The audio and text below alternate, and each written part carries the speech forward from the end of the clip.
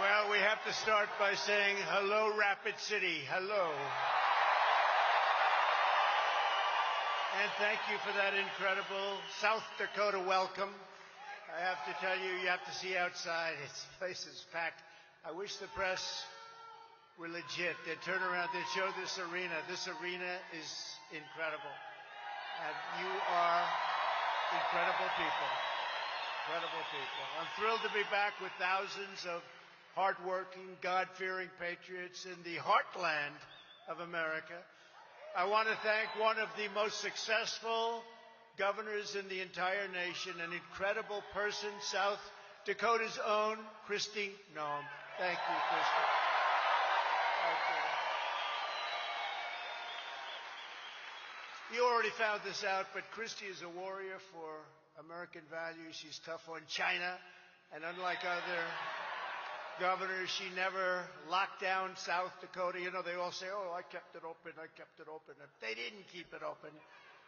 We had some good ones. I'll tell you what, McMaster, South Carolina was great. And we had some really good ones, but Kristi was just incredible. Well, look at your numbers. You gotta look at those numbers. She does well. 10%. What state's gone up 10%? Tell me another one. Kristi, I'm truly honored to receive your endorsement. Very much so. I appreciate it. Thank you, Kristi. Thank you very much. It's a great honor. I get endorsements, some good, some bad. I get endorsements, some don't mean anything. Hers means a lot, let me tell you.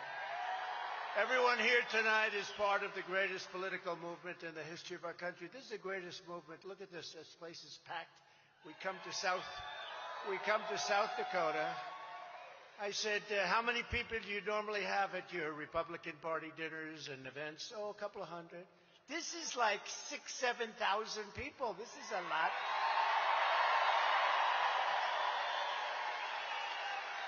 Your chairman is great. We'll talk about him in a second. He's done a fantastic job, but this broke your all-time record. And maybe we'll break it again next year. We'll have to do that. You know, maybe we'll break it. We're the only ones that can do it. But we're racing toward a monumental victory 1 year from now. This is so important. There's never been anything like this one. This is, you know, when we did 2016, I said this is the most important, and I meant it. But this is the most important election we've ever had because our country is going to hell. It's going to hell.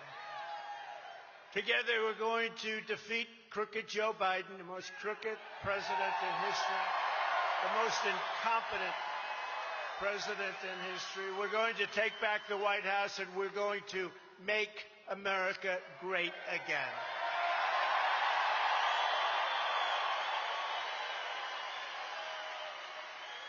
So 3 years ago, I traveled to South Dakota to deliver a very historic address. It turned out people love that speech. They always say, oh, that was the best one. You know what? I think that beautiful facade. Is there a better place in the world to make a speech, Kristi? I don't think so. Even though you do have the lunatics that would like to chop it up and knock it down, that's not happening. I wouldn't want to be them. Come to South Dakota. Let's do a little number. That is an incredible place, and it's some of the most beautiful pictures I've ever had taken of my family and all of us together. We had a tremendous crowd and incredible. Then we opened it up for the fireworks, remember? And for a few years you had the fireworks. And then the Democrats closed it down for the fireworks. I said, why would they do that? Well, how beautiful was that? But think of it, and they closed it down. They were worried about fire, but I said it's all stone and rock. It's hard for rock to catch on fire. No, they just didn't want to do it, but Mount Rushmore is a very, very special place, incredible place. I stood before you at this majestic period of time and a majestic monument itself and fiercely defended our great American heroes from the Marxist and communist maniacs who were trying to blast them.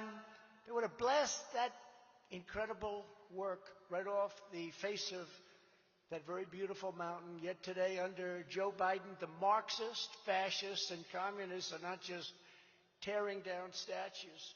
They're tearing down our economy. They're dismantling our borders. They're destroying our laws. They're looting our middle class, mutilating our children. They're mutilating our children. Who would imagine that somebody would say that, and it's true? Desecrating our Constitution and perverting our military. Our military is becoming woke. We defeated ISIS, and now it's becoming woke. Our White House is just a place that's not recognizable, and our highly weaponized Department of Injustice, it's weaponized like never before. Nobody's ever seen anything like this. Under Crooked Joe, I took the word out. I was Crooked Hillary, but now I've given her a different name because I don't like having the same name. We have enough words we don't have to do, so I call her Beautiful Hillary. Beautiful. That was a good day a few months ago, but when he did the indictment thing, it was him.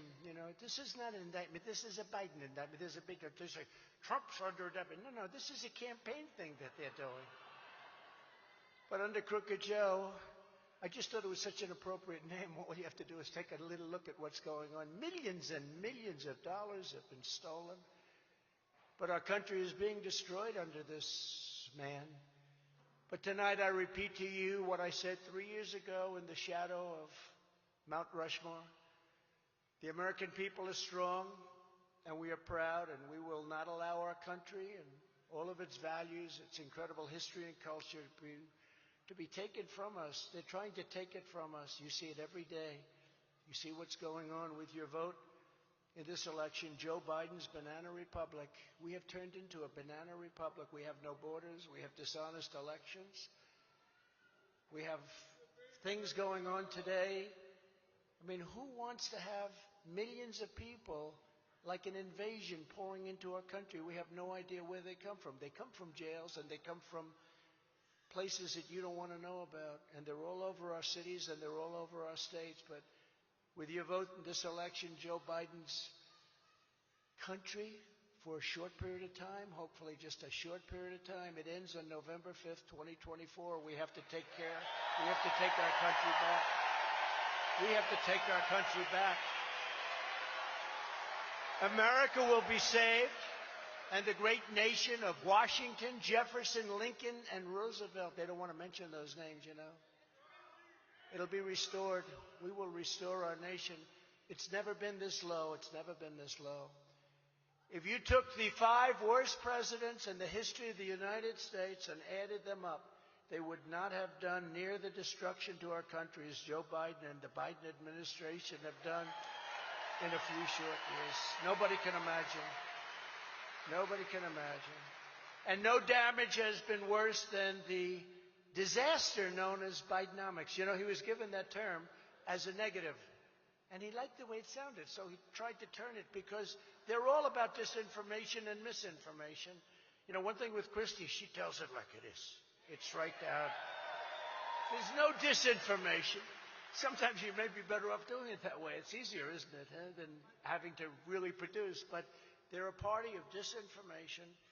And so he tried to turn Bidenomics into a good thing. It's not a good thing. It's a real bad thing. It was meant very bad, but he liked the sound of the name. He doesn't know too much about what's going on anymore, but he thought it was good. Since Joe Biden took office, cumulative inflation has reached almost 20%. Think of that. Think of it. Over a 2.5-year period, now we're getting up. Can you imagine?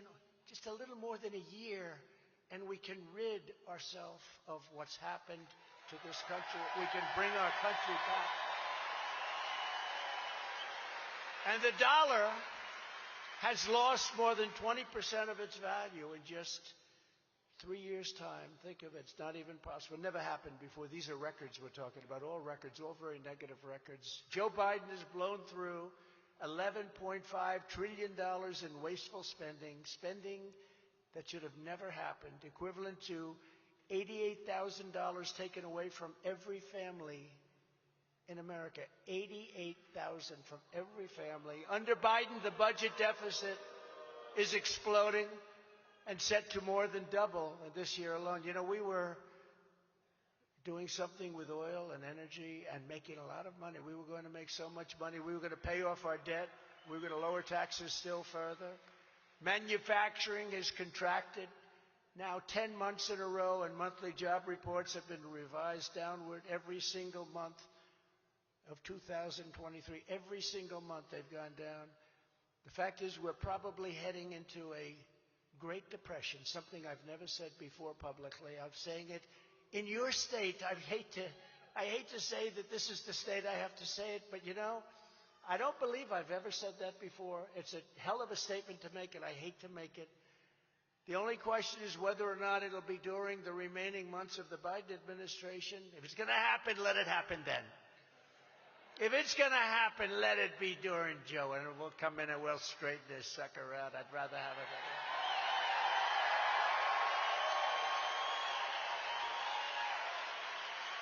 Or will the next president have to bear the brunt of what Biden has done to our country? He's done such damage to our country. And I don't want to be the next Herbert Hoover. You know who Herbert Hoover was, right? The Great Depression. He was the president during the beginning of the Great Depression. But I won't let that happen. I will never let that happen. That I can tell you. During Biden's first 30 months in office, just 2.1 million new jobs have been created nationwide. Now, they have a different wrinkle on it. And the wrinkle is so off that even the fake news back there said that he can't get away with that. No, he makes up these stories, you know, like there's a picture of a fighter jet. I used to be a fighter jet pilot. Then there's a picture of a truck. I used to drive a truck. And then there's a picture. He does everything. This guy. The worst is, did you ever see his golf swing? He said he's a 6 handicap. 6 handicap's a good golfer. You know, when he's 6 handicaps, that's a good golfer. This guy can't hit a ball to Christie. He's a 6 handicap. I think that's the greatest lie of all. Do you want to know the truth? By contrast, during the first 30 months of President Trump, we created 4.9 million new jobs, shattering all predictions and projections. Nobody's ever seen anything like that. It's the greatest economy in history. Greatest in history. Under Biden, real incomes have gone down by $7,400 per family. Think of that. Under President Trump, yearly income went up by more than $6,000. That's a record, more than $6,000. Think of that. And all of this horror, and yet Joe Biden is traveling around the country pretending he's an economic genius. In fact, he's actually an economic arsonist, and Bidenomics is incinerating American wealth at a level never seen before. It's an inferno of inflation, taxation, submission, and failure. We submit. Everyone says, what is submission? You're submitting to China. You're submitting to all these countries. We're pouring money out of our country. We can't take care of our own country. We can't help Hawaii. But we send billions and billions and billions of dollars to other countries. The choice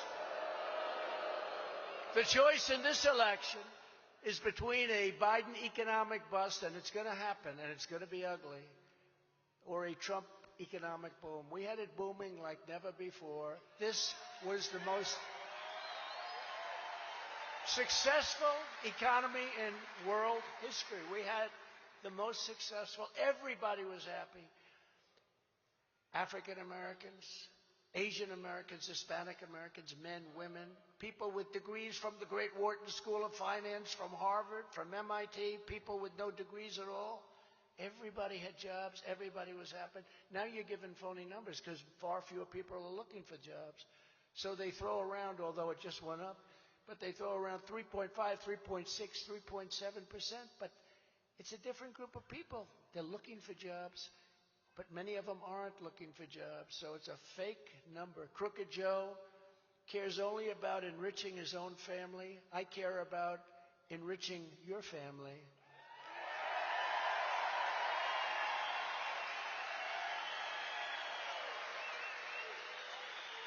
And something that, again, this is like an evening of firsts, but something which I proudly state, that I'm the only president that ever lost money while serving in office, and I knew that would happen. I didn't know it was going to be that much. That's a lot. I lost a number of billions. But I knew it was part of the game, and that's what I intended. I didn't intend. I could have made a fortune. Oh, I could have gone to these countries and made deals. You know, I put things in trust. I said, my kids are going to run it. I said, don't do deals outside of the country. Don't do this. Don't. They were going, Dad, can we do something? They said, no, you know, I'm president. We have a higher standard. And then I come out and I watch this Biden stuff. They go to make deals with countries that it's just the craziest thing I've ever seen. And I got to give credit to Jim Jordan and Jamie Comer and all of these guys because they found things that nobody thought could be found. But it cost me billions of dollars, and it's been worth every single penny of it. Because I'm working for you. I'm not working for me. That I can tell you. I could have made so much. I could have made. Sir, would love to do a deal in Saudi Arabia. Sir, would love to do a deal here and there. Would love to do a deal. I really can't do that. I'm president. Biden would do it. So we just, we did it right. We did the right thing. And I do it exactly that way again. I will do it that way again. Look, we have a very short period of time. I do it that way. I even gave away my salary. Does anybody say that I gave away my salary? No. They used to call every month, did you give it away this month to people? Yeah. And, you know, you have to give it to various agencies, actually. Did you give it away? If I ever said no, it would have been, when I say yes, we did, yes, we did. I never read anything about it. If we would have said no, we didn't, there would be headlines.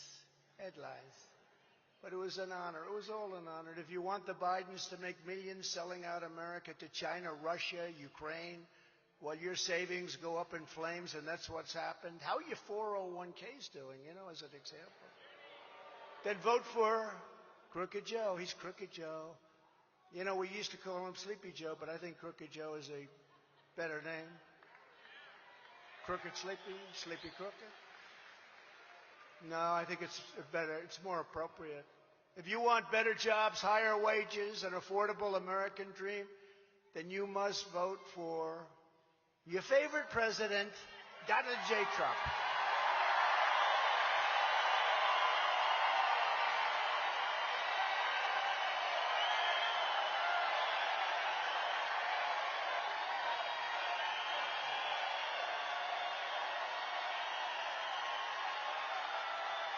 Thank you very much.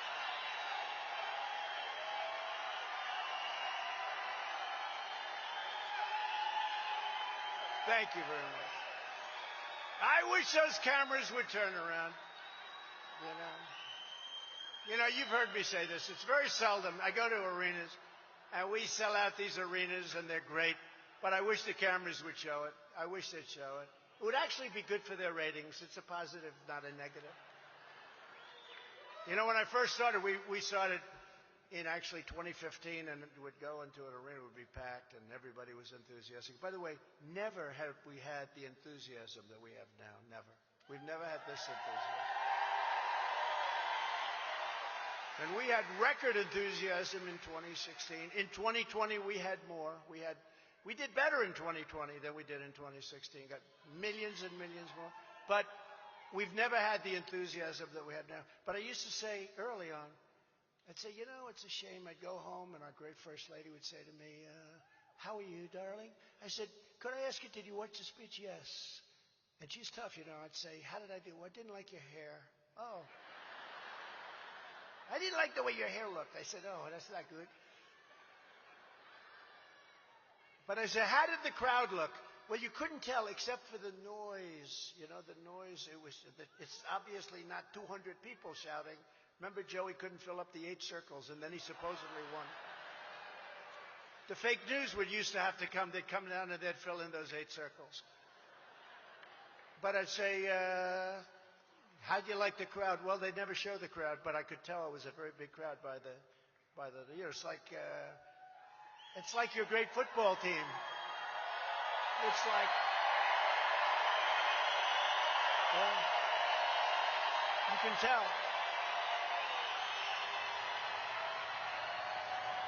She could tell.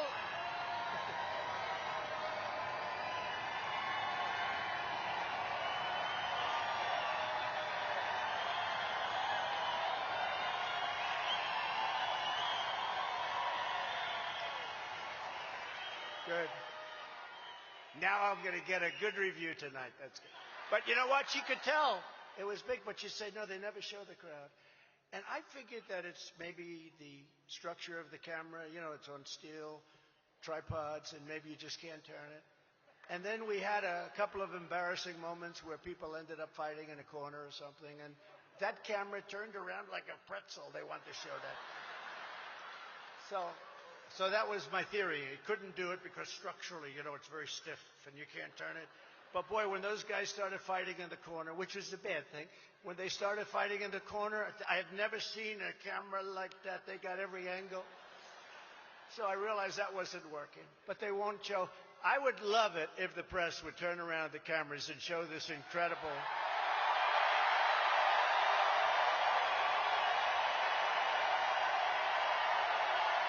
They don't do it.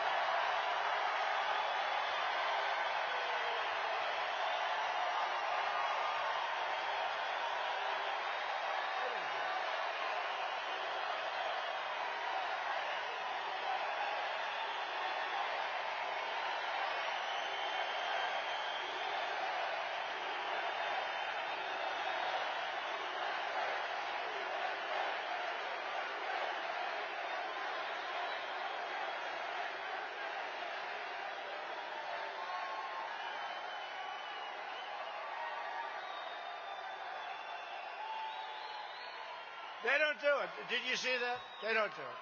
They won't do it. They won't do it because they're told not to do it. Because they want to make it look. They don't want to show crowds like this because nobody has ever gotten crowds like this. Nobody's ever gotten. It's not me. It's all of us.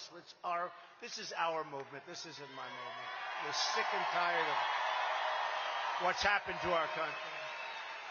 But they won't do it, even though it's sort of good for them. You know, you show something that's so vibrant. Look at all the people standing over here. It's incredible. They just won't do it. I just said something. Would you please, I asked nicely, would you please turn around? You guys go crazy. Everybody up in the back, they're going crazy. Everyone's going crazy. Those cameras, I didn't see one of them even make an effort to turn around.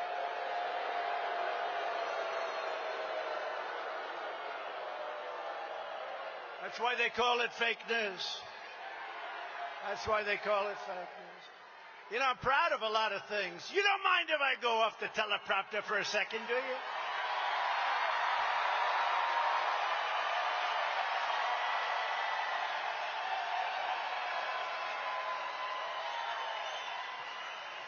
Better than I thought. Now, we like when we go off the teleprompter, don't you agree? Remember at the beginning, I used to do it without teleprompters. I didn't know what to tell. I said teleprompter.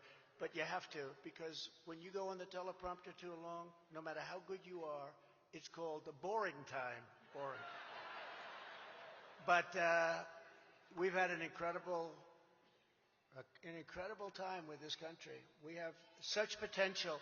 And you know, we speak so negatively, and it's so horrible to be telling you what happened, but you know what happened. Just like all you have to do is watch the newscast, which, by the way, if you look at ABC, CBS, NBC, you look at CNN, you look at MSDNC, which is, I think, the worst of all. I think they're horrible. What they say, they're evil. They're evil. They're really evil. And they're really a wing of the Democrat Party. I mean, they should be paying. Somebody should report that for campaign contributions because it's so bad. What they say is so nasty, so horrible. You know, you don't want your family to watch it. How about me? I hear I'm going to be indicted. I said, indicted? I never learned about that at the Wharton School. Indicted? You're going to be indicted. How about me? I have to go see my wife. Darling, may I talk to you for a moment? Yes. I'm going to be indicted for no reason whatsoever on Friday. And then that happens. Oh, it's traumatic. You call your daughters, you call your sons, and you say this, and it's a terrible thing. And then I hear a couple of weeks later, I'm going to be indicted for something else, then for something else, then for something else. And now they're saying, don't indict him anymore because they lost credibility. But how about that? You go 4 times to tell your kids. And even the lawsuits, it's all inspired. All inspired. No, these are sick people. These are people that are actually sick. I mean, and they're just destroying our country. And if we don't take it back,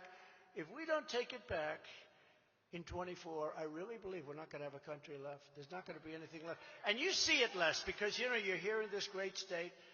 And I heard Christy use that term flyover, but it's flyover and everybody admires you when they're looking down. They'd like to be here with you because they know what's happening on the West Coast and they know what's happening on the East Coast. And it's not pretty. So the people that are smart, they say, there's no more flyover. We're coming right here to South Dakota or other places. I mean, you don't see what's going on other than the news, and the news really covers it up. They don't show the main networks. They don't show what's going on the border. It's peanuts. What they show is nothing compared to the facts.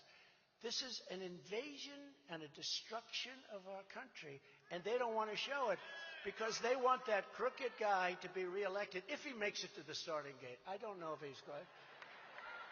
And I used to treat him with a modicum of respect because I have respect for the office of the presidency, and I would never talk the way I talk now. But when they indicted me for nothing, for free speech, I said the election was rigged and stolen, which it was, and everybody knows that. Everybody knows it. Free speech.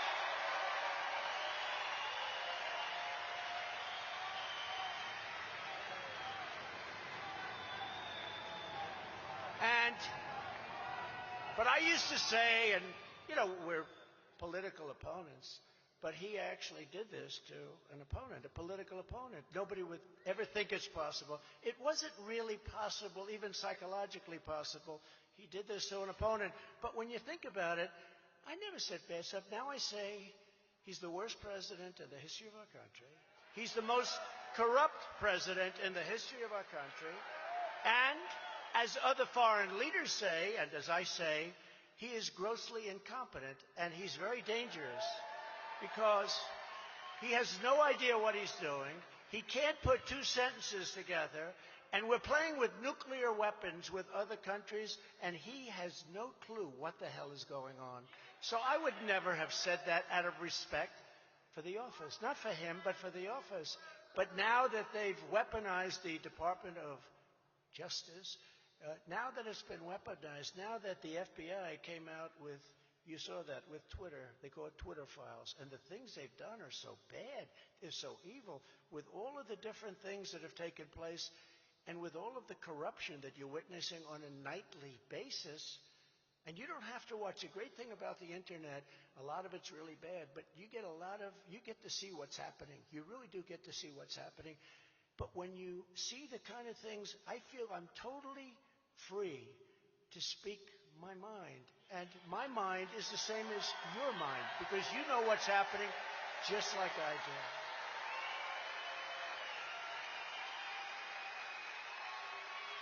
But we will, because they won't, because they don't care about South Dakota, that I can tell you. But we will stand up for South Dakota workers, and we will stand up for South Dakota farmers.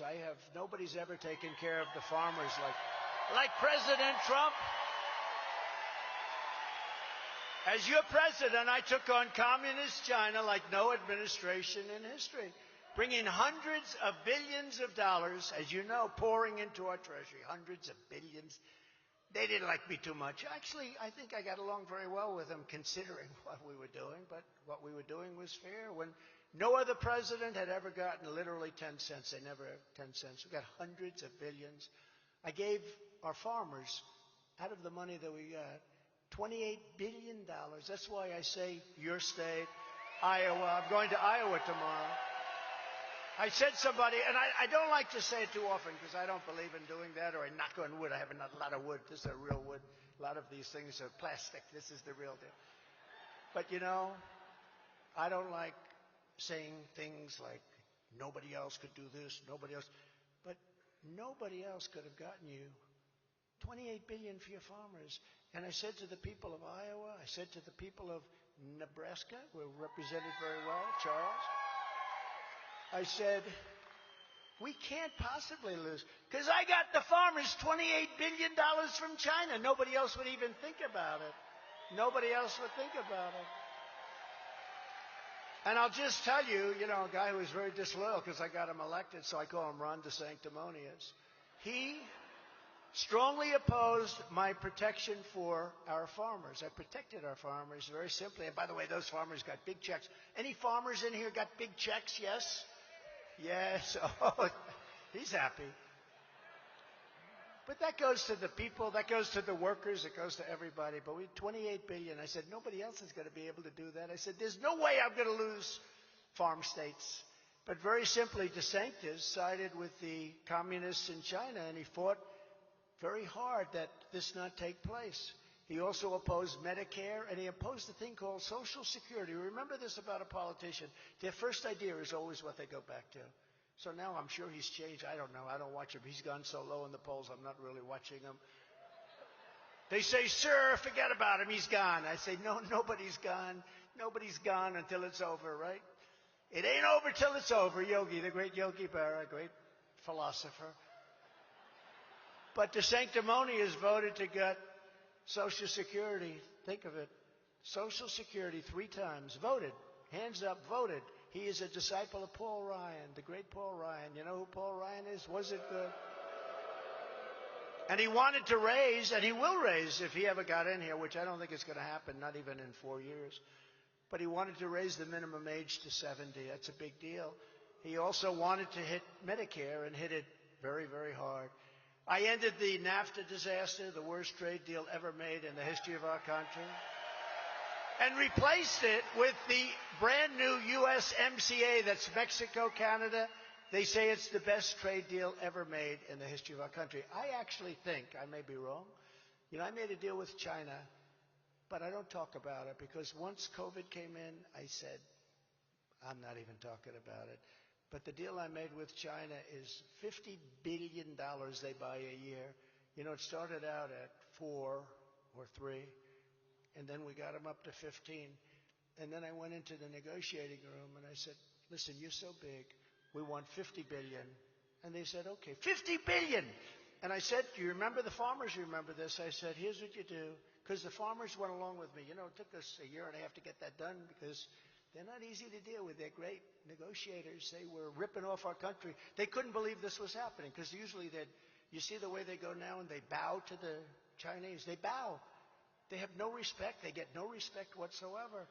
But I said, it's going to take a little long to do this. And I'll never forget, 32 farmers came to see me at the White House. Beautiful everything, beautiful room, all set up. And I said, I'm going to get you a lot of subsidy from China. And one of the farmers raised his hand. I'll never forget. This is the only time this happens. Sir, we don't want subsidy. We just want a fair, level playing field. I couldn't believe it. It's the first time that's ever happened. Because everybody else, Christie says, we want the money. We want money. The farmers didn't. They just wanted a level playing field, which they didn't have. And I went to Sonny Perdue, who was the Secretary of Agriculture. I said, Sonny, what damage have they done over the last 3, 4, 5 years to our farmers? And he comes back 2 days later. He said, sir, it's about $28 billion. I said, it's a lot. I said, we're going to get it. And I got the $28 billion, and farmers picked up big, fat, beautiful checks. And I was very happy to do it. And I said, there's no way I lose a farm. How the hell am I going to lose a farm state? Any farmer voted against me. I can't imagine that. So I was a little bit cockier than I should be. But now I will knock on wood, just in case. But I don't see how we can lose with the farmers. And with the manufacturers, same thing. But they buy $50 billion. Now what I understand is, you have to police that. You have to make sure. I used to go in once every week. Are they buying? Yes, sir, they started. Are they buying? Every week I'd say, are they buying? I didn't have to say China. Yes, sir, they are. They're buying. I bet you right now, if you look, I'll bet they're not buying anything. I'll bet they're not buying at all. And the way they push our country around, it's incredible. There's no reason for it. We had a very strong relationship, but it was a good relationship, and we did fantastically well. But that that deal might have been better than the USMCA, but the USMCA, Mexico, Canada was a very one-sided deal. That NAFTA was so one-sided. I said, we have to change it. You know, they made some typos in the original deal many years ago. They were typos of numbers, where the typos were actually much more for them, and they didn't change it. They never even called it, you have a thing called, you call up and you say, by the way, we made some mistakes. They didn't bother changing it. That deal was so bad, NAFTA, for us. And now the USMCA is so good, they want to renegotiate the deal. They called up the Biden administration. This deal's not fair. And I hope they don't do it, because they shouldn't do it. It's a great deal for us, but I think maybe the China deal might even be better. But we made a lot of them. We made deals with Japan because they were really ripping us big. We made deals with South Korea. You know what they were doing. Everybody, there wasn't any good deal. I said, who made all these deals? We did many, many things, and we made our country successful. We made people in manufacturing successful. We stopped them from dumping steel. We saved our steel mills. It's been such a great honor to do it, and it was sort of easy.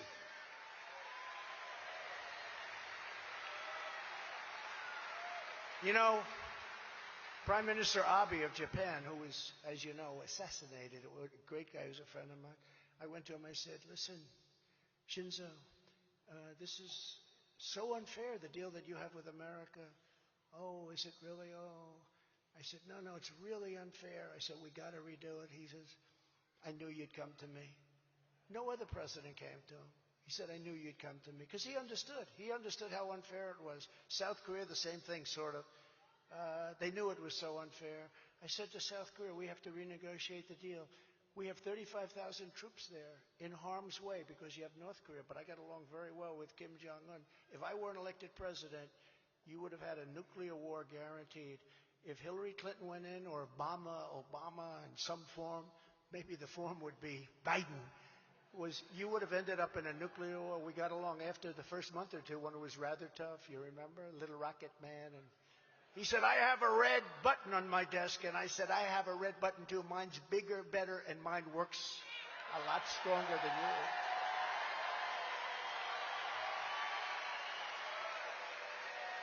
And President Obama told me when we sat down, it's a sort of a ritual before you take office, I sat down, I said, so what's the biggest problem? He said, biggest problem is North Korea. I mean, he really felt we were going to end up in a nuclear war. I said, have you called them? You know, rather than losing millions of people, have you called them? And he didn't say yes. And I said, well, maybe somebody should have to call. And the truth is that they did call, and they were not received well. When we spoke and we dealt, I went over there. You remember that? It was a very historic moment. Went over there. And I said to Kim Jong-un, you know, being a real estate guy, it's just sort of natural. I said, you have the most beautiful shoreline. Think of it. You're between China, Russia, and South Korea. Look at the beautiful shore. You could have the most beautiful condos that you've ever seen and become rich as hell. You don't have to live like you're living. But he's a tough guy. He's a smart guy. And he just loves collecting nuclear weapons. That's what he does. He collects nuclear weapons. And we got along incredibly well once we met and once we started the whole thing. And we saved the Olympics in South Korea because nobody was going. Nobody wanted to be blown out of the stadium. And we came along. They actually participated in the Olympics. We had a great relationship, and it would have been great if we would have had a deal done long ago if the election weren't rigged. And that's the way it is. I mean, it's a shame. Think of what's happened to our country in just 3 years. Think of what's happened to our country. You look at the borders and you look at, we're not respected. We're laughed at all over the world. We're losing all of these countries. Saudi Arabia now is aligned with China. We don't want them aligned with China. They're very good. They have tremendous oil reserves, but we really don't need their oil reserves. You know, we have more oil under our feet, I called it liquid gold, than Saudi Arabia or than Russia. And you know what we do? We get it from Venezuela. They won't take it. We take their tar. You know, they don't have good oil. They have tar. And you know where we process it? In Houston. So all that stuff, if you're a believer in that, and I believe it to a certain extent, not like the maniacs that want to destroy our country, but it all goes up into the atmosphere. And when China's very dirty, it all blows over here, just like you ever see in the Pacific Ocean. We're taking tons and tons and tons of garbage because China dumps their garbage in the Pacific, and the tide flows it in toward Los Angeles. We're picking up their garbage. And then they say, we have to keep our clean. No, they have to participate because it blows over in 3 to 4 days. So what good does it do for us to destroy our businesses by putting controls all over the place? We had a trucker. I saw him over here someplace, a father and a son. I said, I read last night where they want to make all of these big trucks that travel all over the country. They want to make them all electric. It doesn't seem to make sense to me. He said, it will destroy the industry because they go for 2 hours and then you have to charge them for 4 hours, right? He was saying it doesn't work, and they put it on. They don't even talk. You got to talk to the people. You got to talk to the people in the trucking industry, not to some person that wants to destroy our country. I actually believe that's what they want to do. But unlike the establishment globalists in this race, and they are globalists, I've also been an unwavering defender of ethanol, which you like right here, on behalf of the American farmers, and remain the ethanol champion. Now keep it. It's a big factor in Iowa, your state. It's a big, big factor. Our record on the economy is unmatched in the history of our country. So it's no wonder we're up very big in the polls, leading all Republicans in the primary by massive numbers and crushing crooked Joe Biden in the general election. The new poll that came out just today, remember I used to go over the polls in the old days. I'd go over the polls only if they were good. If they were bad, I wouldn't go over them. If I had a bad period and the polls weren't looking good, I wouldn't talk about them. If they're good, I talk. But I'll tell you, I'll talk now because these are the best polls. In the new premise poll that just came out last night, we're at 62%. DeSantis is second at 12%. But he's sinking rapidly. So we're at 62, he's at 12. He's not doing a great job. And the rest of the people are in single digits. You know, we have a couple of them that are at 0. I wonder, what's this guy from Arkansas? I love Arkansas. This guy, Hutchinson, Ada. I call him Ada Hutchinson. What the hell is he doing? He's at 0. He's been working so hard. He's a nasty guy, actually, but he's been working so hard. He's at 0. Does he think he can win? He's not going to be picked for a cabinet post if that's what he's thinking about. But in the Redfield-Wilton poll, just came out a few hours ago, we're at 65%. DeSantis is at 9%. Now we're hitting. Now we're hitting the big lead. You know, when we started, when I announced, we were up 20, 25 points. That's a lot. Now we're up 50, 60, 70 points. And then they say, why aren't you doing the debate? I say, wait a minute. If I do the debate, what am I doing? I have a guy at 0, 1, 2, asking me nasty questions, somewhat of a hostile network asking me nasty questions, right? What am I doing? Why am I doing it? And, you know, you want to have a smart president, not a stupid president, right? What I do look forward to is debating the Democrat, whoever that may be. And again, it's going to be interesting to see because I don't think he makes it to the starting gate, but maybe he does. But it's going to be a very interesting period of time. And in the just released Iowa State poll, big deal, you know, Iowa's a very big deal. I kept them first in the nation. They very much appreciate it. They didn't do that. The Democrats didn't do that. But in the Iowa poll just came out, I'm up 37 points, 51 to 14 on, I don't even know if DeSantis is second anymore. He's heading bad. He's turned out to be an unskilled politician. When asked by Morning Consult, which is a big deal, who has the best chance of defeating crooked Joe Biden in November, it was Trump at 63%, DeSanctimonious at 13%. So that's good.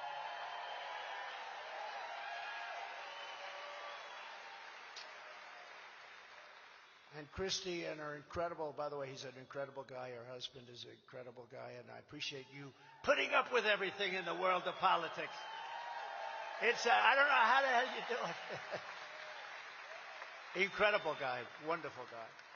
But we're doing well, and she's doing so well. I looked at your polls.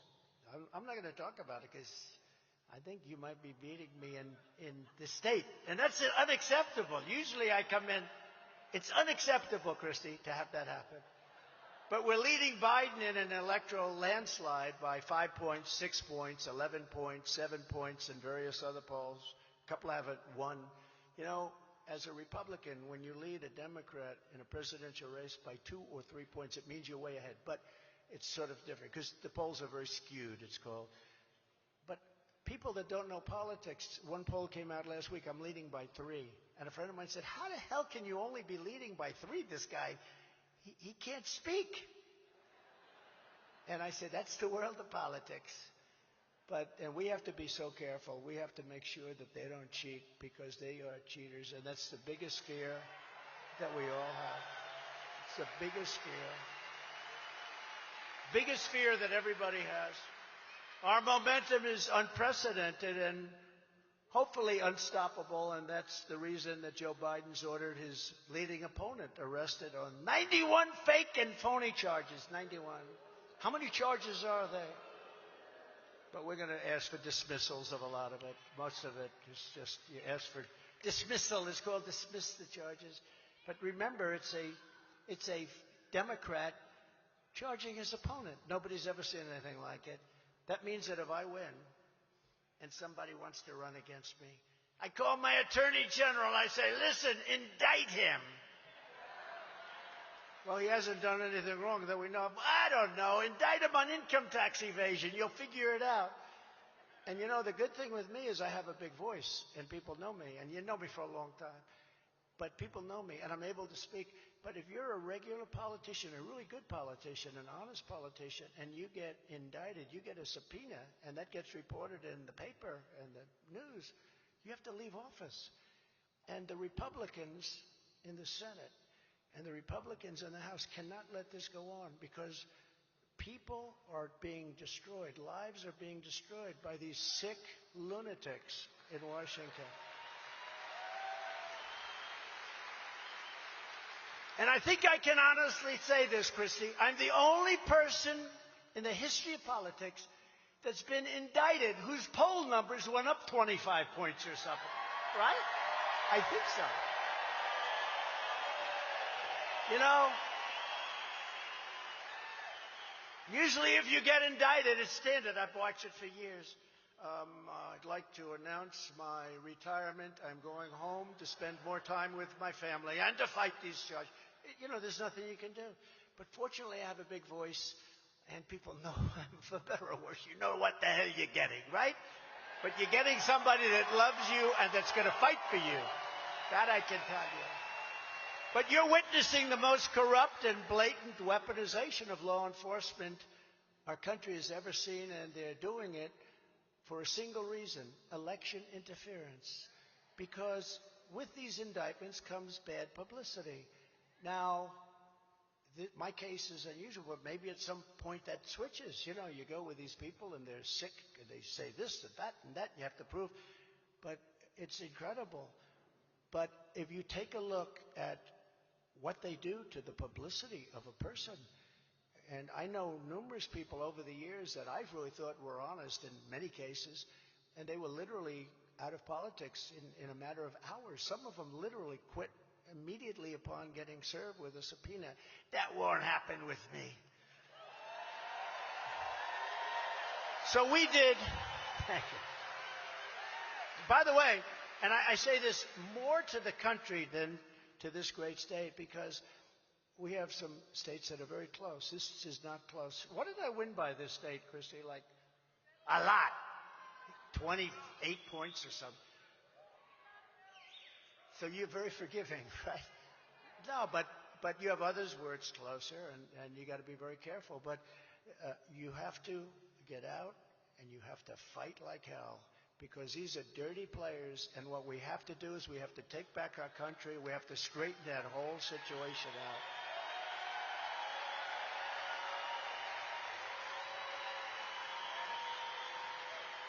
And it does. It allows me to now, because this is unthinkable, I'm president and I call my attorney general, indict my opponent. He's doing well. I'm leading Biden in all these polls. Every time I have a good poll, It seems every time they give me another indictment. What's this one for? But if you're the president, you're the chief law enforcement officer of the country. You remember the fake impeachments. We had impeachment hoax number 1 and impeachment hoax number 2. There were 2 fake impeachments. One was over a phone call that turned out to be exactly right. Exactly right. But what you do is you make it impossible for people to win an election. It's called election interference at a level never seen before, and we have to stop it.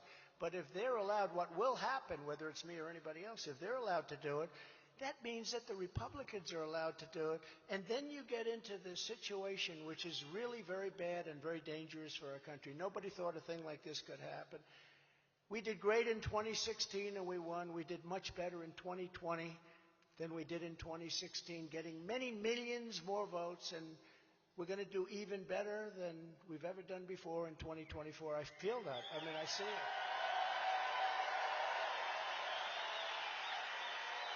Don't forget, you look at this arena, and it's packed. Look at this arena. It's packed. We're a year before the election. You know, these guys don't pack an arena the night before the election. They have a smattering of people. Oh, good Lord. Remember Hillary with the thing with the women screaming? That one woman with the glasses, she's become famous. No.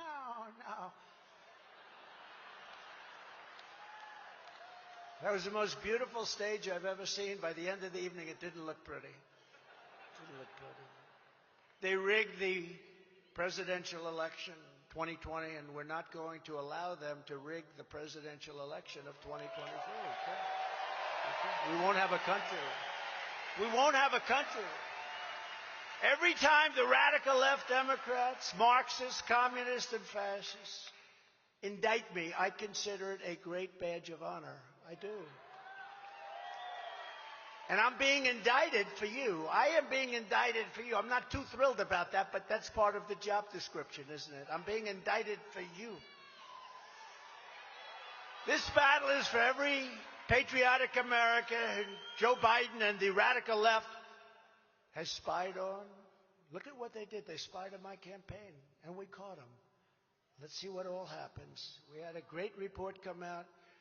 Durham was a great report, just took too long, took so long. And we had the IG, Horowitz. He did a fantastic job. By the way, appointed by Democrats. He did a fantastic job. We caught him. They spied on my campaign. Think of what would happen if I spied on, let's say, Obama's campaign.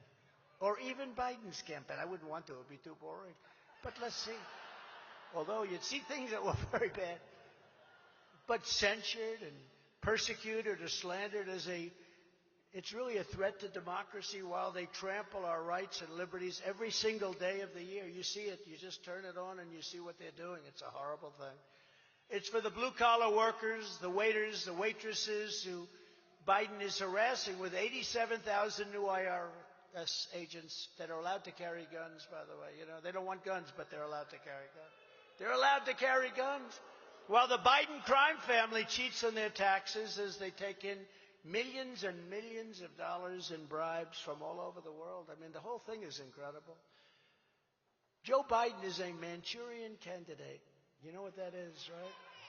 He's totally controlled by China and other countries that paid him off, and he's petrified of them because they know the real numbers. Jamie Comer, Jim Jordan, they would not have to wait very long.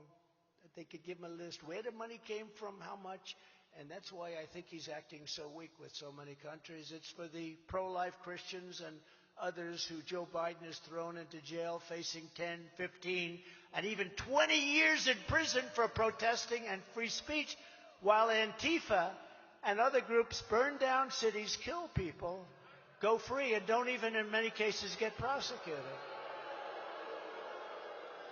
So this battle that we're in is a battle for all of us, and it's for history. This is historic.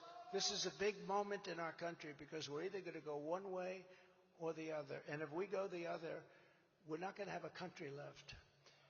We will fight together, we will win together, and then we will seek justice together. We're going to seek justice together.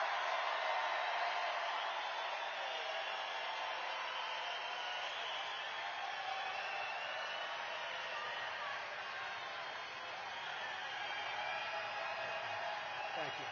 Thank you.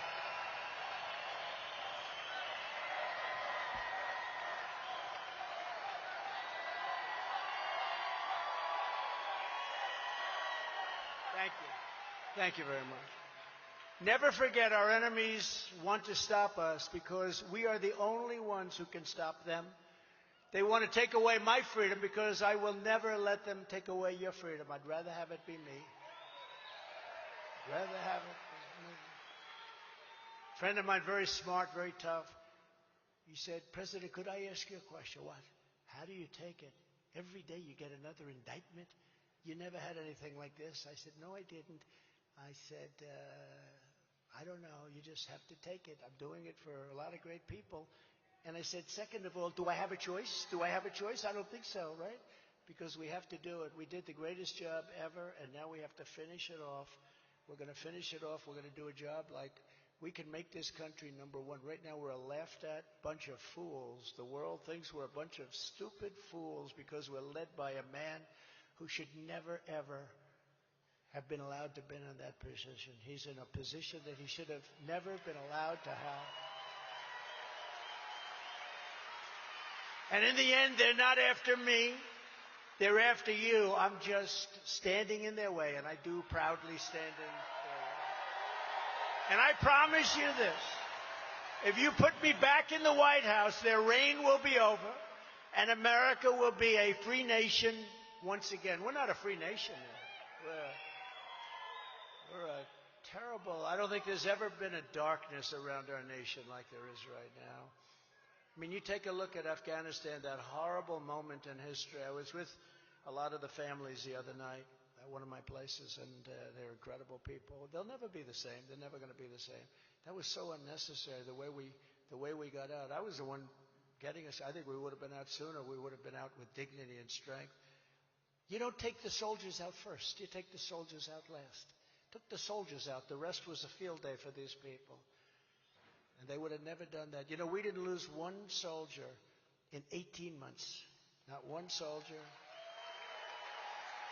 Not one soldier. And Biden actually in his speech admitted that, and they gave him hell. Don't say that. That's a good thing about Trump. No, we didn't lose one soldier in 18 months, think of it, over in Afghanistan with the Taliban. And it's so sad to see. I was with these people. They're great people.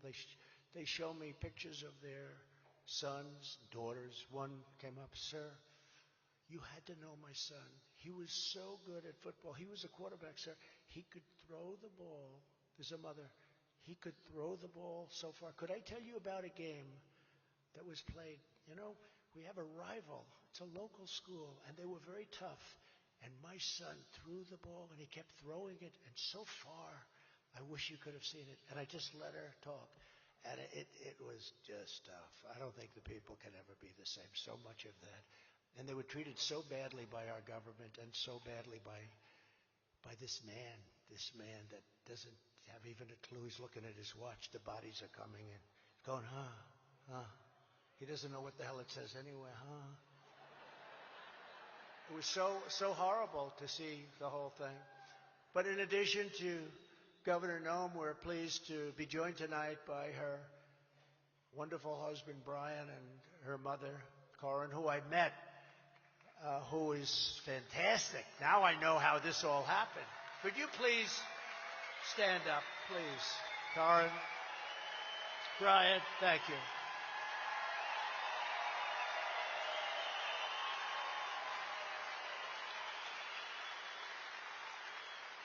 You think it's easy being with her, huh? It's not easy. They're incredible. Two incredible people. Gotten to know them. Lieutenant Governor Larry Roden has been terrific. Really terrific. Wherever he may be. Thank you, Larry. Attorney General Marty Jackley. Attorney General. Thank you. Great job you're doing. Great job. Treasurer Josh Hader. Josh, thank you, Josh. Fantastic. Auditor, that's what the United States could use, a good auditor like Rich Satgas. The country could you know, they said billions of dollars to Afghanistan. Nobody has any idea where the money is. Rich, that wouldn't happen with you, right? He'd know every penny. I don't know, maybe not every penny, but think of it. We put in $200 billion, and Europe, which is approximately the same size economy if you add it up, but which is obviously much more affected by that whole situation, would have never happened, by the way. Zero chance it would have happened. Zero. Would have never happened. And I'll get it done, too. I'll get it negotiated done, but it would have been a lot easier. All those dead people, all those cities that are in ruins, just in ruins. But when you look at that and you look at what happened, this is something that should have never, ever happened. But Europe is in for $20 billion. We're in for $200 billion. Why? It was like that with NATO. I said, you're not paying your bills. The United States was paying close to 100% of NATO. So they screw us on trade, and then we have to protect them militarily. I said, that doesn't work. And I got them to put up hundreds of billions of dollars in one meeting. They said to me, does that mean, sir, that you're not going to defend us from Russia if we're not paid up? I said, did you pay? No, I didn't. That means you're not going to be defended. And the money came pouring in. It was an amazing thing. Hundreds of billions of dollars. That's why NATO has money to do this. But think of it, they're in for $20 billion, we're in for $200 billion. Why? Why aren't they the same? First call I'd make is NATO. You got to equalize. You got to equalize. You got to put up money. But they're dealing with stupid people, our leaders. They're dealing with stupid people. Why should France and Germany, and why should all of them put up money if we don't ask them to put it up? Nobody asked. It was like with NATO. Nobody, Bush never asked. Obama never asked. He'd go in, make a speech, leave, and that's it. We'd pay all the costs. And nobody's asking. Do you think Biden goes there? You've got to equalize. This is not right. I don't think so. I don't think he knows what the hell we're even talking about if I told him. But we have to get them to put up money. They have to put up money because they have a lot of money. But why should they put it up if we're doing it? We sent $25 billion yesterday, and somebody said, it's a lot of money. By the way, $25 billion, that's a lot of money. It was just like on a fluke. Blinken or somebody went there and he said, we're going to give you another $25 billion. That's more than Europe has put up. But we have to be respected again. They don't respect us at all. You know, they respected me, and I was tough on them with all the money I took in from countries, but in particular China. But they actually do better. You can be tough, and you'll do better with them. They never treated us and me the way they treat this administration. They treat them like they're lapdogs. They call up. She said they are. Who said that? Stand up, please. Will you stand up? Who said that? Somebody. Boy. Well, you're right about that. They have to respect you. School and Public Lands Commissioner Brock Greenfield. Brock, thank you.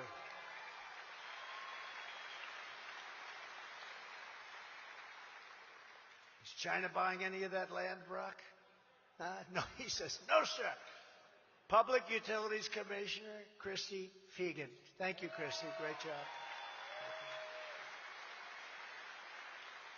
A very special guy. This guy is tough. I mean, he's great. He broke every record tonight. He never thought he'd see a thing like this happen because it's true. What Christy said, a lot of the people turned it down. I don't turn down. I come back to the people that love me. I come back. They turned it down. And if they did come, you'd have a crowd of about 100 people. But he knew what he was doing. He went to Christie. He said, do you think you can get Trump? And they called me, and I said, let's do it. Let's break every damn record for South Dakota. He's your GOP chairman, John Wick, and he's doing a fantastic job. John, great job. Great job. Thank you very much, John. A man who's also doing something very special, Rapid City Mayor Jason Solomon. Jason? Thank you, Jason. A friend of mine and one of the most respected people in the Senate. He's a great guy, Steve Daines. Where's Steve? Where's Steve?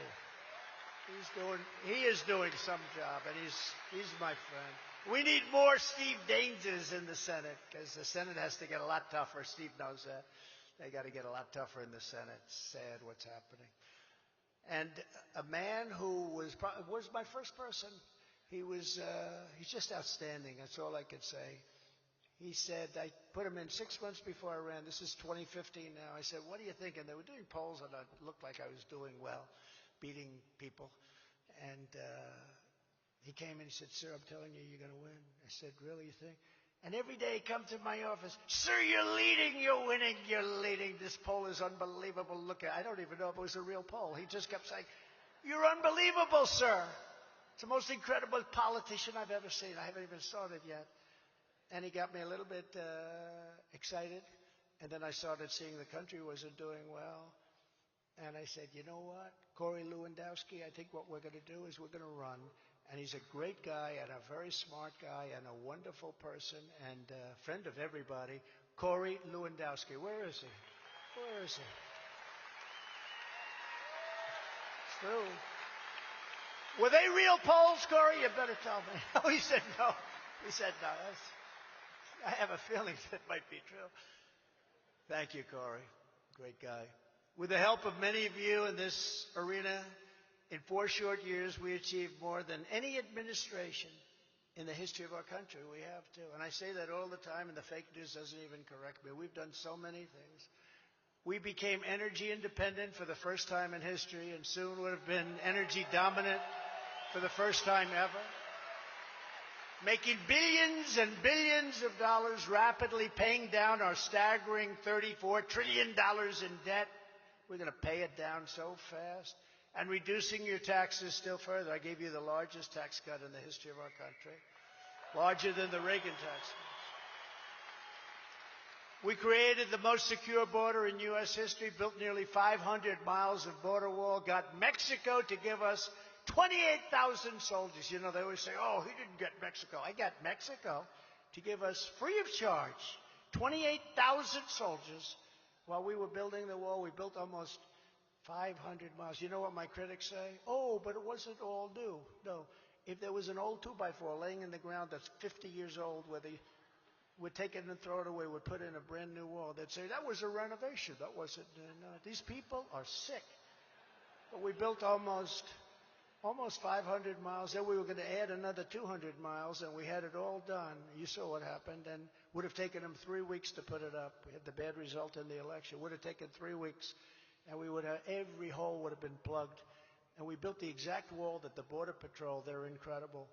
Brandon Judd is incredible. Tom Homan is incredible. We have incredible people, and they want to do their job. It's you know, they could sit back and they could just not do anything. They really want to do. They love the country. They want to see it happen. But we got Mexico to put up billions and billions and billions of dollars in 28,000 soldiers protecting our border. And we had the best record ever in the history of our country, and that included human trafficking, mostly in women, a horrible thing. You think of it as an ancient, horrible situation, but it's bigger now because of the internet. It's this massive, massive business, much bigger than it was 100 years ago and 200 years ago. It's horrible, but we had it to the lowest point it's been in decades. And we had drugs down to the lowest point they've been in decades. And we got Mexico to give us all those soldiers. For all those people that say, this was much more money than I was going to get Mexico to pay.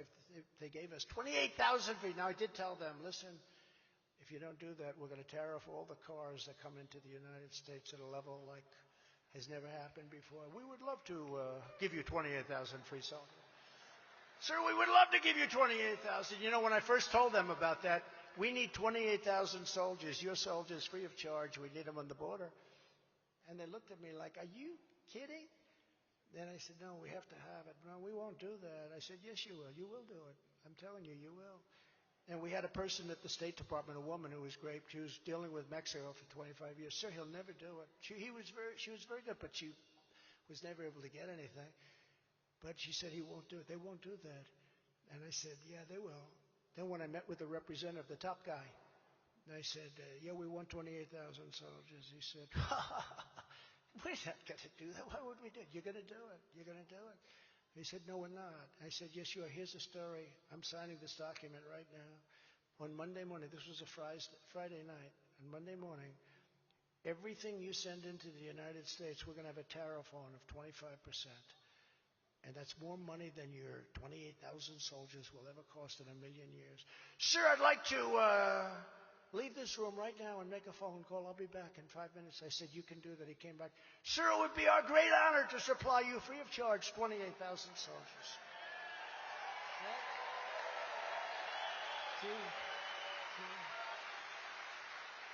And when I was negotiating, I said to Brandon Judd, and I said to Tom Homan, and I said to all of the people that were there that are so great, we had that border so good. It was so, all he had to do was go to the beach, okay, which he does anyway, but he destroyed everything. If he went to the beach, who the hell is telling him to go to the beach every day? Tell me, does he look good? He can't lift. You know, those things weigh about 3 ounces. They're meant for children to pick up. He can't lift the chair. He can't get his feet out of the sand. Who the hell, does he have some political consultant say, you know, you've got a great body. You should go to the beach. Who the hell is giving him that advice? I don't know. Does he like the beach that much? So crazy. But we negotiated, very important, remain in Mexico, because they used to come into our country and we couldn't get them out. When they touched our soil, you couldn't get them out. So we said, we want remain in Mexico. Hundreds of thousands of people were in Tijuana and different places. I wouldn't say Mexico was thrilled until we learned who they were. And in many cases, we wouldn't accept them. We wouldn't take them.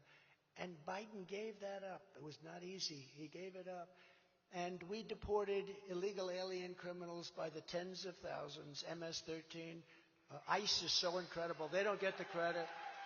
These guys are so tough and love our country so much, they would walk into a nest. They call it a nest of MS-13.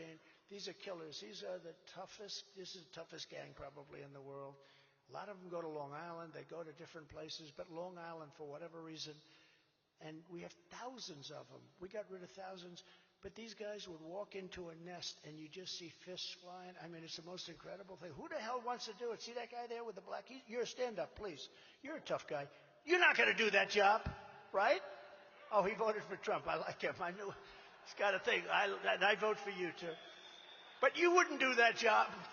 I wouldn't do the job either. But these are tough people, and they love our country. And they were taking them out. They used to call it a paddy wagon. They were throwing them in, and they were taking them out by the thousands out of our country. And we had a problem because these other countries, like El Salvador, all of these different countries, they wouldn't take Guatemala. They wouldn't take the people back. And they came to me, and they said, sir, Guatemala, El Salvador, they won't take them back. They never have. They've never agreed to do it. And President Obama was never able to get them back. I said, oh, how much do we give them in aid a year? Sir, we give them $75 million. I said, I think you're wrong. I think it's 10 times that amount. Sir, I'd like to check. He comes back. Sir, you were right. It's $750 million. I say, well, that's peanuts compared to what we do, but it's a lot of money.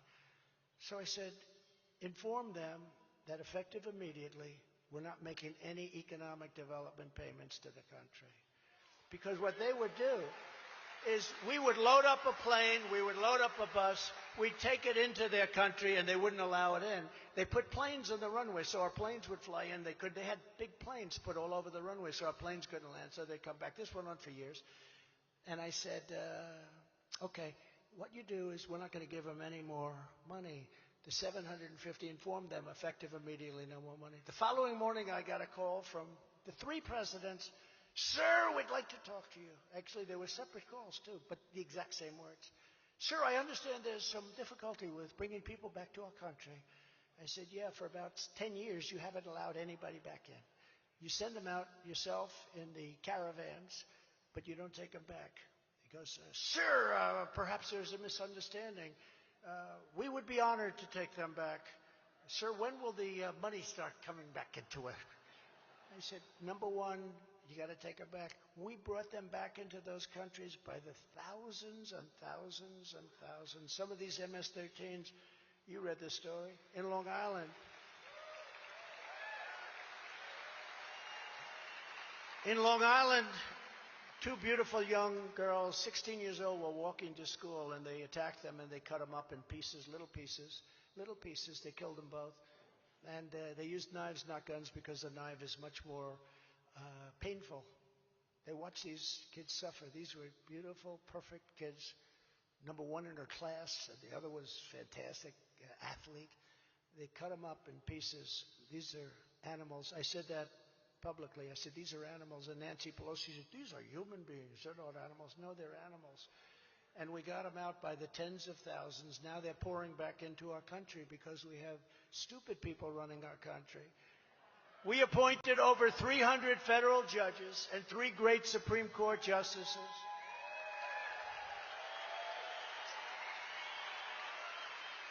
And I'm going to tell you something, because it's really a positive. It's a big positive, but they try and play it as a negative. Last year, those justices bravely and incredibly ruled on something that everybody has wanted for decades, for 51 years. They ruled to end Roe v. Wade. That was a big thing.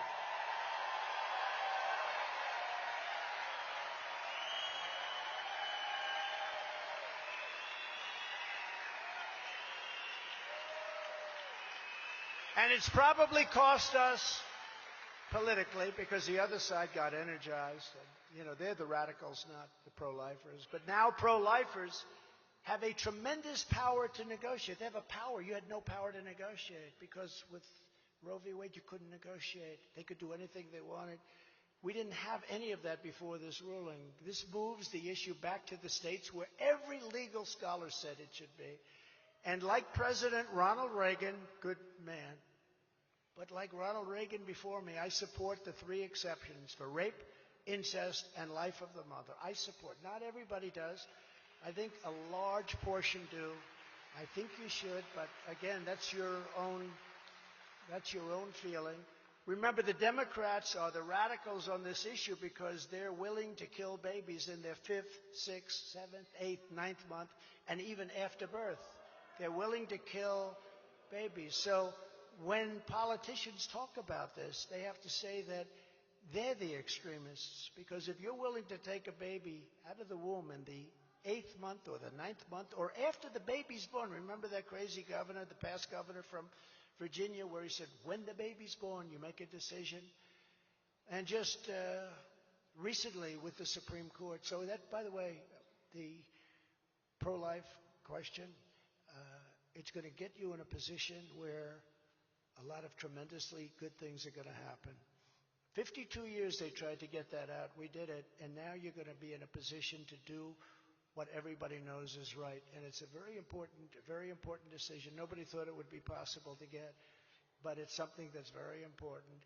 The Supreme Court also approved something that nobody thought they would ever see, merit-based systems of education. In other words, if somebody is going to college and has all A's and wants to apply all A's, the best of everything, works so hard and gets rejected by somebody that didn't have anywhere near the academic credentials, nobody thought that would ever get approved. And that was so important. That was such a big thing. It's called merit-based. We have to go back to a merit-based country. But that was just the beginning. Here's just some of the agenda I'll be immediately implementing when it's all of us, when we become 47th President of the United States of America. Before I even arrive at the Oval Office, shortly after I win the presidency, I will have the horrible war between Russia and Ukraine settled. He would have never done it. I know them both. You got to say. When I was on CNN, I said, I want to see whose side are you on? I said, I'm on the side of people not being killed. I'm on the side of hundreds of thousands of people are dying, and I think that's going to be one of the bad things later on when you find out the real number of people dying in that war. You know, they'll knock down a city, they'll knock down an apartment house, they'll say 2 people were injured. They weren't injured. There were hundreds and hundreds of people killed. Those buildings don't come down and you have 2 people injured. Big buildings coming down, or buildings that are 1,000 years old with the golden domes. You can never do that. But much more importantly, the people. So many people, tens of thousands, hundreds of thousands. It'll be millions. It's already millions. And it's a very, very sad thing, and the numbers are far bigger than anyone understands, and I'll get that done. I'm the only candidate who can make this promise. I will prevent World War III. I will prevent it. Nobody else is going to prevent it.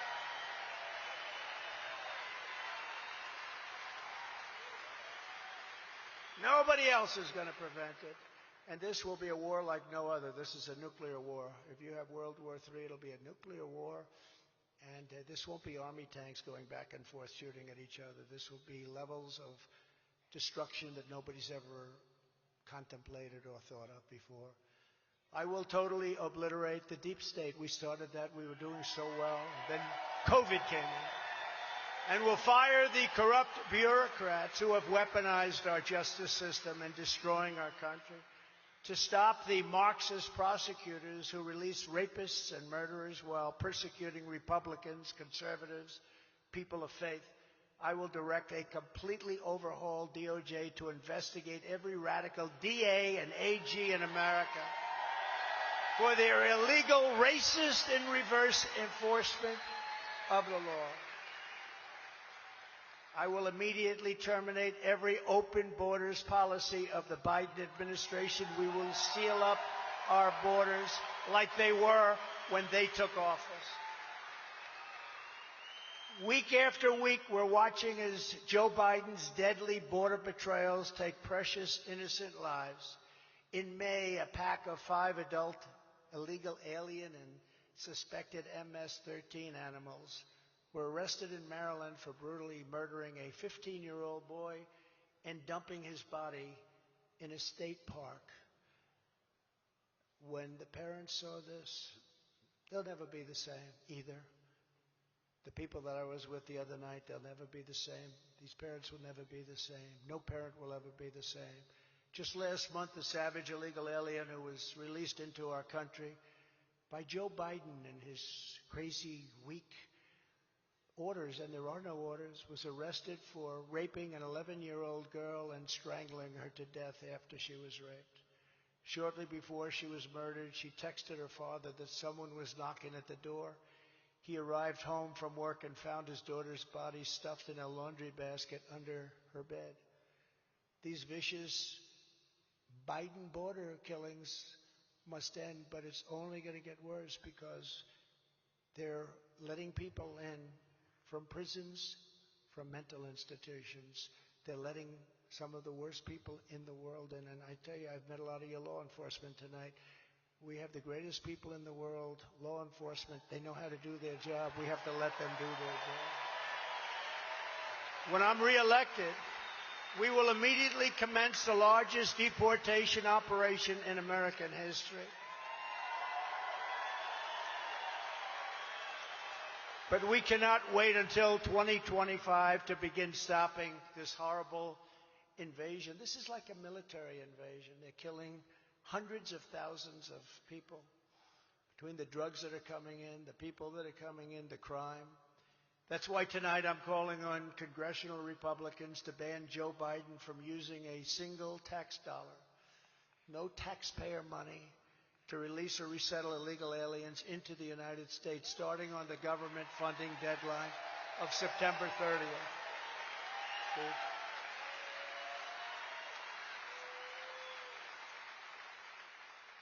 We take better care of these people, and many of them are criminals, than we take care of our veterans, our soldiers, and spend a lot more money doing it. You know, in New York, many of them are living in luxury hotels.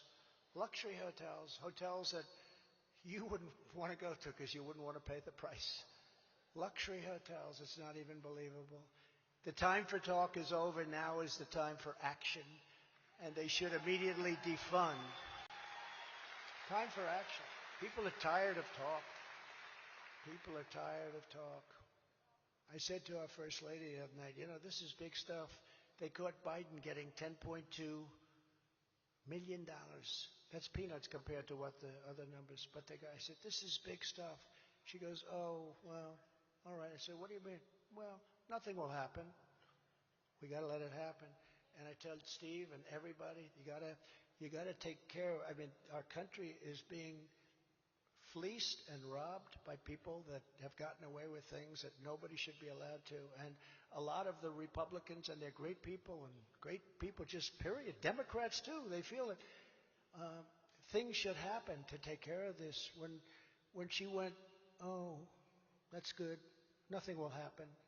And a lot of people feel that, right? A lot of people feel that. We can't have that. And I hope that's why Steve and his friends, because he's got some great ones over there, but I hope the Senate gets shoved, because the House has been working hard, but the Senate under this guy, Mitch McConnell, has been a disaster. And they should immediately defund the DOJ and prosecutors who are trying to take conservatives and Republicans out of political races through indictments and other illegal means. That's what they're doing. You know, if I was in third or fourth place, or if I wasn't running, I'd be living the life of Riley. I wouldn't be here with you tonight, but I'd be living I'd have nice houses all over the place. I'd be living a beautiful life. They wouldn't indict me. They indicted me because I'm in first place. And I hate to read those good polls to you, because every time I read a good poll, they want to indict me again. Maybe I should announce I'm doing horribly. It's horrible. We'll withdraw it. Their goal is to interfere with elections in order to make it harder for Republicans and conservatives to win. Congressional Republicans should also stop the Biden administration from bringing back COVID mandates, lockdowns, or restrictions of any kind by cutting off the money. And in your state, because of your governor, you're not going to have that problem, but a lot of states do. The radical Democrats are trying hard to restart COVID hysteria. I wonder why. Is there an election coming up by any chance? You know, I saw just the other day for the first time, we're thinking about masks again. I said, what's going on? Oh, that's right, there's an election coming up. No, these guys, they'll do anything. But we can't comply because it's bad. And just follow your governor. Follow your governor. On day one of my new administration, I will terminate every Green New Deal restriction that is destroying the U.S. economy with skyrocketing energy costs. Starting with Biden's preposterous electric vehicle mandate. You know, some people want to drive for more than an hour and a half. Sean Fain, you know who that is? The president, and he's a respected guy, president of the United Auto Workers, cannot even think about allowing all electric cars. They will be made, every one of them, in China, and the auto industry in America will cease to exist. And they have to, if they do all electric cars, none of them will be made here. They have all of the minerals, they have all of every form of material, every form of everything they have. We have a thing called gasoline, and they don't have that, but they have to do something. And you know what you really want is some people like an electric car, some people you got to have choice. Hybrids maybe are good, but you got to have choice. They're forcing it. Think of it. California had big blackouts this week, and they had a restriction on electric cars taking any electricity. Do you believe it? And then they want to go all electric. The whole thing is crazy. There is already a giant EGLOT. We call it an EGLOT. They don't go far along, are very expensive, and the consumer must be given a choice. The consumer wants choice just like we want school choice. We want choice in what kind of a car we buy. So vote for Trump, and I will stop this madness immediately. I will stop it.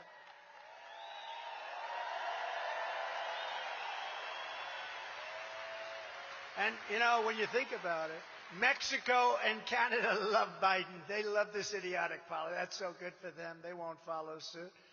And save Michigan and all of the other auto states, because the American consumer just is not interested in doing this. They're not going to do it. They're all over. It's a glut. They call it an e-glut. But we have to save the American consumer is what we really have to save. I will revoke China's most favored nation status. They have a trade status, most favored, because they say they're a developing country. Well, you know what? We're a developing country, too. We have to redevelop because our country's gone to hell. And we will ban China from buying up America, including American farmland, which you know something about. On day one, I will sign a new executive order to cut federal funding for any school pushing critical race theory, transgender insanity, and other inappropriate racial, sexual, or political content on our children. And I will keep men out of women's sports. I will sign a law prohibiting child sexual mutilation in all 50 states. Now think of it. Could you imagine 10 or 15 years ago having some politician, hate to use that term, but I guess that's what I became, never really wanted to be a politician, but that's what I became, I guess. But could you imagine saying, I will stop child mutilation? Who would think of this? Child mutilation without parental consent. Can you imagine if you made that statement 10 years ago, they'd say, is this guy crazy? But that's what you have to do. We'll stop child mutilation. And can you imagine having to say that I will also we are going to restore the Trump ban on transgender in the military. We had a ban on transgender.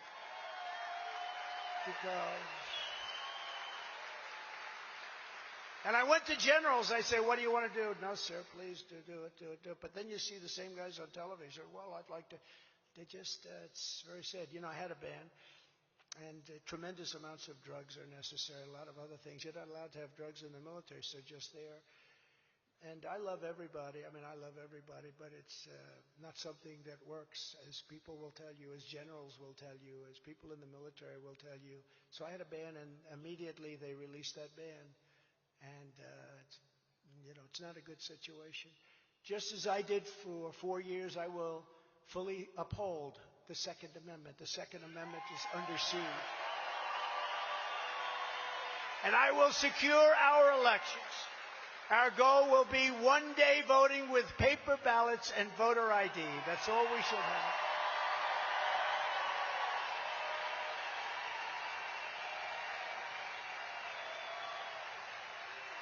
But until then, you got to get out and vote.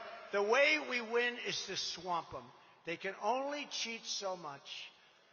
And, a lot of people say, oh, vote early, go vote early, vote Tuesday. They had a vote in Arizona where many of the machines were broken, the Republican machines, of course. For Carrie Lake, there's a wonderful woman, but they had a vote.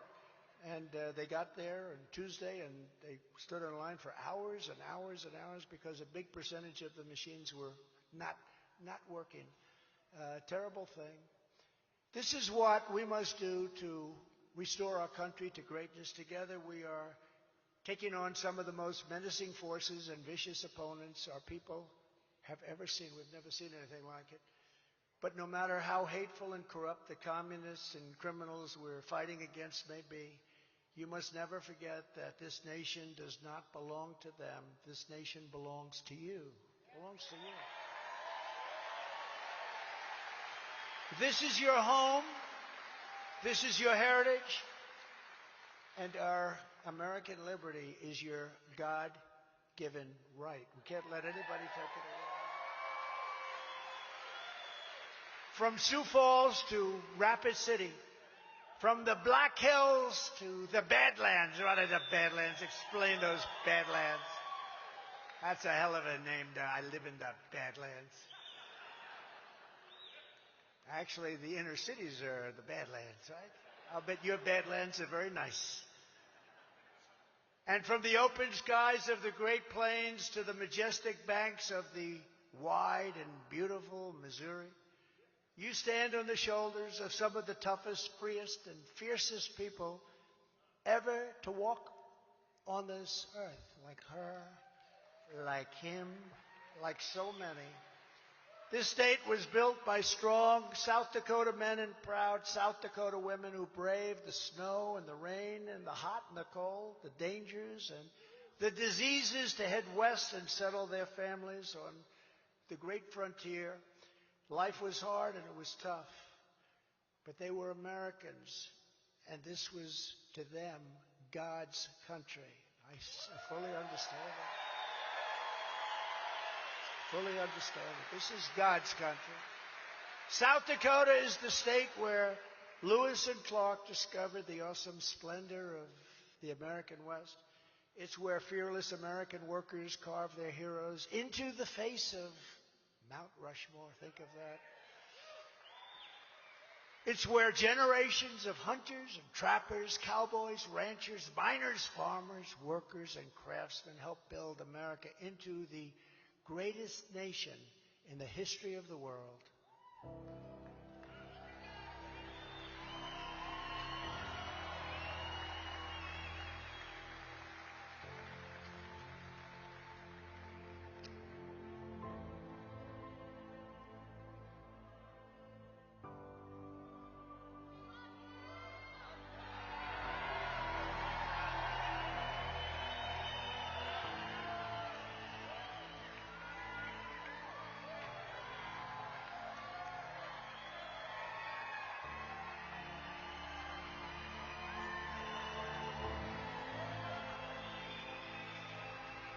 But now, we are a nation in decline.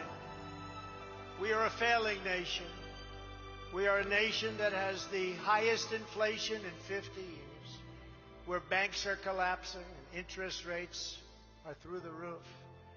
Likewise, we are a nation where energy costs have reached the highest in our history, where we are no longer energy independent or energy dominant as we were just a short number of years ago.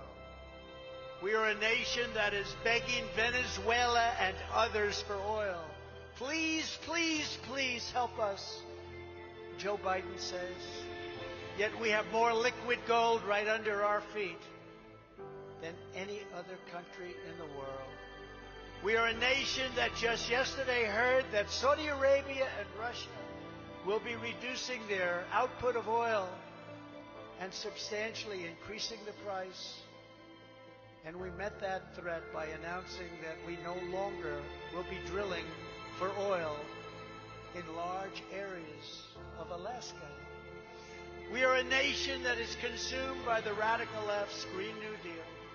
Yet everyone knows that the Green New Deal is fake and will lead to our country's destruction. We are a nation whose leaders are demanding all-electric cars, despite the fact that they can't go far, cost too much, and whose batteries are produced in China with materials only available in China, when an unlimited amount of gasoline is available inexpensively in the United States, but not available in China. And now we are a nation that wants to make our great army tanks all electric, so that despite the fact that they will not be able to go very far either, few pollutants will be released into the air as we blast our way through enemy territory.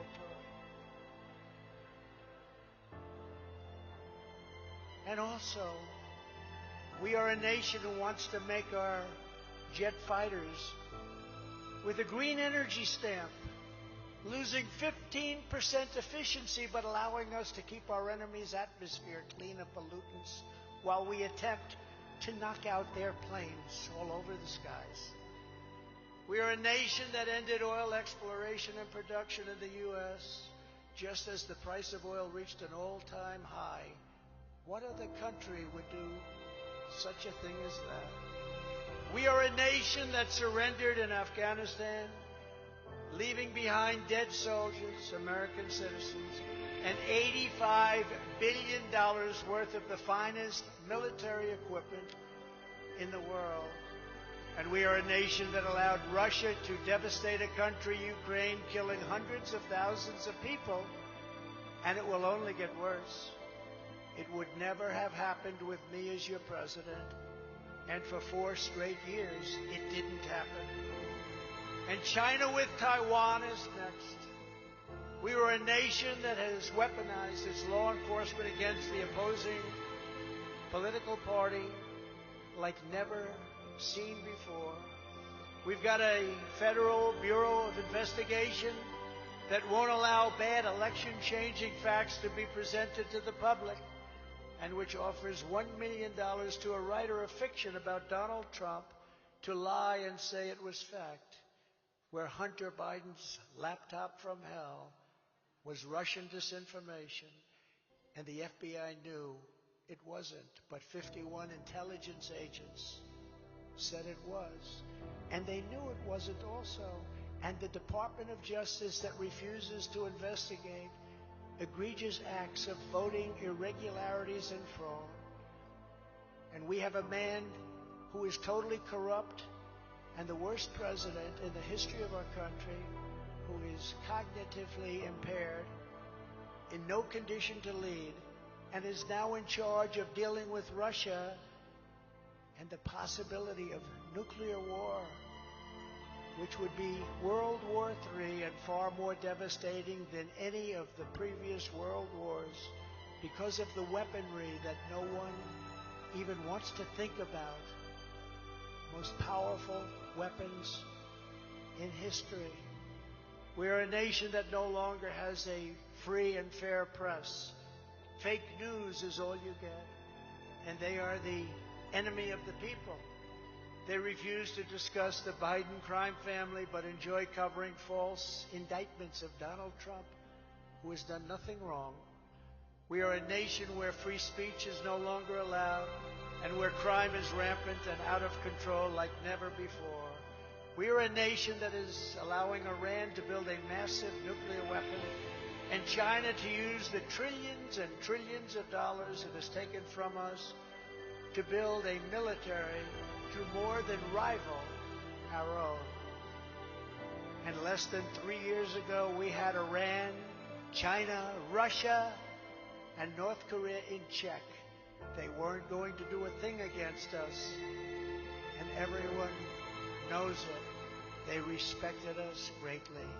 Now Russia and China are holding summits to carve up the world, and perhaps most importantly, we are a nation that is no longer respected or listened to on the world stage.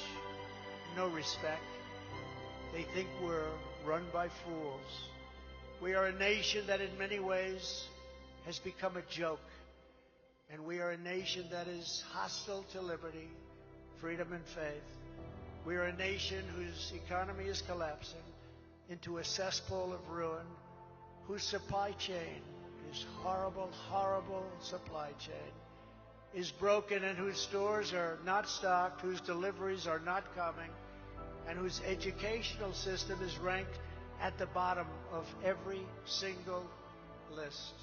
We are a nation where large packs of sadistic criminals and thieves are allowed to go into stores and openly rob them, beat up and kill their workers and customers, and leave with armloads of goods, but with no retribution, where the authority of our great police has been taken, where their families and pensions have been threatened, and their lives would be destroyed for the mere mention of the words law enforcement.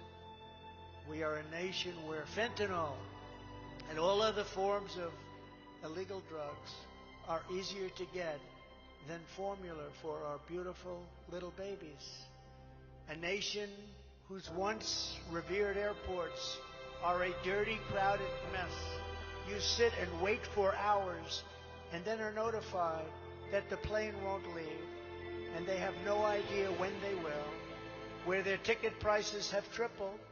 They don't have the pilots to fly the planes. They don't seek qualified air traffic controllers, and they just don't know what they're doing. We are a nation that has lost its confidence, it's lost its willpower, and it's lost its strength. We're a nation that has quite simply lost its way. But we are not going to allow this horror to continue. 3 years ago, we were a great nation, and we will soon be a great nation again.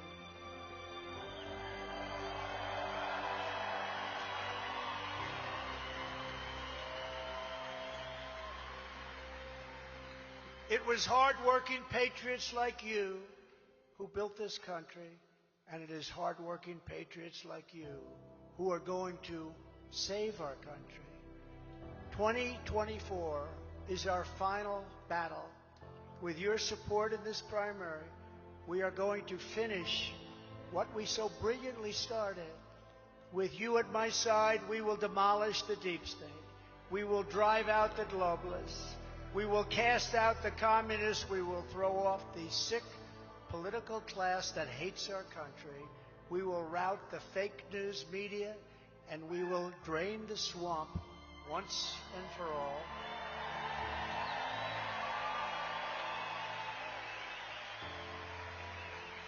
Like those patriots before us, we will not bend, we will not break, we will not yield, we will never give in, we will never give up, and we will never, ever back down. Together, we will complete the mission. We will cross the finish line. We will evict crooked Joe Biden from the White House, and we will take back this country with a righteous and magnificent victory on Election Day 2024.